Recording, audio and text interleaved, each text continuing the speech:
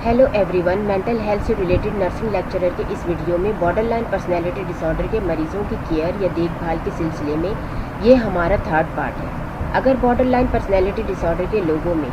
Impaired social interaction यानी माशरती तौर पर लोगों से मिलजुल रखने में ख़राबी या मुश्किल हो, तो आप एज ए स्टूडेंट, स्टाफ या करीबी साथी होने के नाते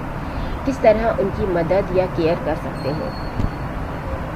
क्योंकि बॉर्डर लाइन पर्सनैलिटी डिसऑर्डर के ज़हनी मरीज़ों में लोगों से मिलजुल रखने का फुकदान होता है, यानी लोगों से दोस्ती बनाए रखना या राब्ता रखना इनके लिए मुश्किल होता है और ये लोग इस चीज़ के खौफ में मुब्तला भी रहते हैं। इनकी दोस्ती के ताल्लुकात या तो बहुत ज़्यादा गैर मौसर, बेअसर या नाकाफ़ी होती है, यानी या तो ये लोग अक्सर अपने करीबी लोगों से उखड़े उखड़े दूर दूर रहते हैं या ज़रूरत से ज़्यादा ही लोगों के करीब आने या घुलने मिलने की कोशिश करते हैं। बॉर्डर लाइन पर्सनैलिटी डिसऑर्डर के ज़हनी मरीज़ों को इस माशरती मिलजुल के फुकदान और डर व खौफ से बाहर निकालने के लिए हम कुछ अहम इक़दाम कर सकते हैं। नंबर 1, पेशेंट की इस सिचुएशन यानी इस सूरत हाल को काबू करने के लिए पेशेंट की हौसला अफजाई करते रहें। ज़्यादातर मुमकिन है कि वो अपनी इस तरह के रवैये से बेखबर हो कि वो अचानक ही किसी को छोड़ देते हों और किसी से बहुत ज़्यादा करीबी ताल्लुकात बनाए रखना चाहते हैं और किसी से बिल्कुल ही अलग हो जाते हैं। ये रिकॉग्निशन यानी पेशेंट को इस तरह की बातों की पहचान पहले ही से होना चाहिए, इससे पहले कि पेशेंट को इस तरह के तकलीफ दे वक्त या आदत से गुजरना पड़े। आप पहले ही पेशेंट को इसके इस रवैये को समझने में मदद दे सकते हैं, यानी इसकी ज़िंदगी में होने वाली इस तरह की तब्दीली पर इससे गुफ्तगू का सिलसिला जारी रख सकते हैं। नंबर 2, पेशेंट को इन बातों को समझने में मदद करें कि आप उसके साथ हैं, यानी उसकी उन बातों की मदद के लिए जिसे कोई काम इंसान अकेला नहीं कर सकता, जैसे कोई ऐसा सवाल या ऐसी बात जिसका जवाब आप खुद नहीं ढूंढ सकते, ऐसा डर व खौफ या ऐसी महसूसात जो आप किसी अच्छे दोस्त से शेयर करना चाहें, ऐसी खुशी जो आप किसी के साथ बांटना चाहें, ऐसा रास्ता, ऐसा मशवरा जो आप किसी से पूछना चाहें। बाकी पेशेंट को अपने सारे काम खुद करने हैं, यानी पेशेंट की मदद ज़रूर करना है, मगर उसको अपना डिपेंडेंट यानी मोहताज नहीं बनाना है कि वो आपके बगैर कुछ नहीं कर सकता। इस बात को बावर कराना है, यानी यकीन दिलाना है कि ज़रूरत के वक्त आप उसके साथ हैं। इस बात का इल्म सिक्योरिटी यानी तहफ़्फ़ुज़ की अच्छी फीलिंग दे सकता है कि वो अकेले या तन्हा नहीं है।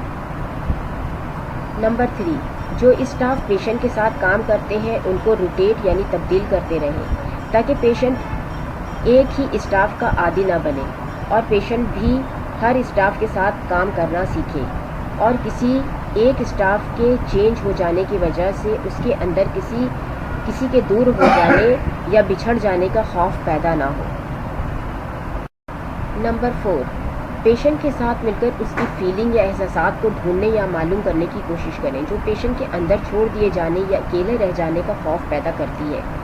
पेशेंट को इस बात को समझने में मदद करें कि किसी के साथ हर वक्त रहने का ख्याल और उसे अपने से दूर ना जाने देने का ख्याल या उसे बिल्कुल छोड़ देने का ख्याल या रवैया इंसान के अंदर मुसलसल डर, खौफ और गुस्सा पैदा करता है। किसी काबिल एतमाद फ़र्द के साथ अपनी फीलिंग या एहसासात की खोज से और काबिल एतमाद फ़र्द के साथ मिलकर शेयर करने से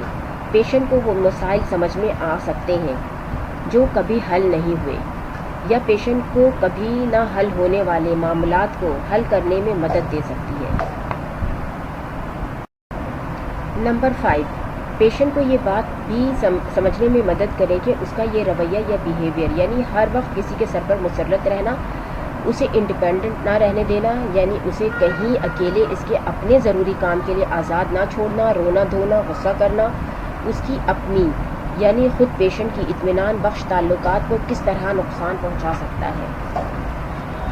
पेशेंट को ये समझने में मदद करें कि ये सलूक या रवैया तसल्ली बख्श रिश्ते में किस तरह मदाखलत पैदा करता है, यानी उसे शायद इस बात का इल्म भी ना हो कि दूसरे लोग इस सलूक या बिहेवियर को किस तरह जानते हैं और ये रवैया काबिल कबूल क्यों नहीं है, यानी एक जबरी तरीके से दूसरे लोगों को ये रवैया हर वक्त बर्दाश्त करते रहना कितना मुश्किल हो सकता है। नंबर 6, पेशेंट को उसका मकसद हासिल करने के लिए उसकी मदद करें یعنی تسلی بخش رشتے بنانے اور سمجھنے میں اس کا بھرپور ساتھ دیں۔ خود پر پیشنٹ کی ڈپینڈنسی یعنی انحصار کو فروغ دیے بغیر ہر پوائنٹ پر اس کے لیے موجود رہیں، یعنی پیشنٹ کو یہی تاثر دیں کہ پیشنٹ اپنی مدد آپ کے تحت بہت بہتر طریقے سے اپنا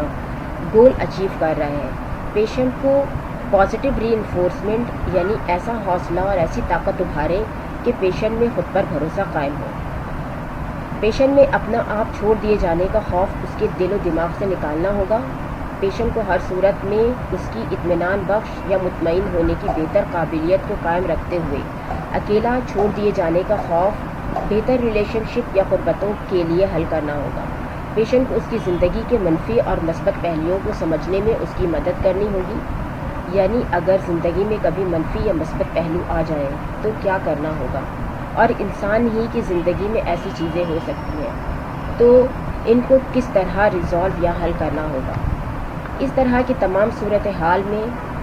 سائیکیٹرسٹ عموماً سیروٹونن کا لیول میڈیکیشن کے فارم میں بڑھا دیتے ہیں اور دوسرے میڈیکیشن کا استعمال بھی کرتے ہیں، جیسے نیورولیپٹکس،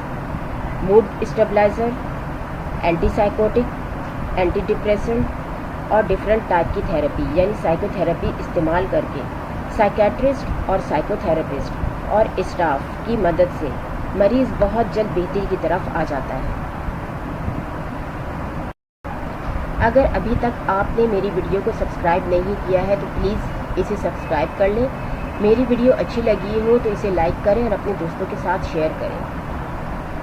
یہ میری ریفرنسز ہیں۔ Thank you.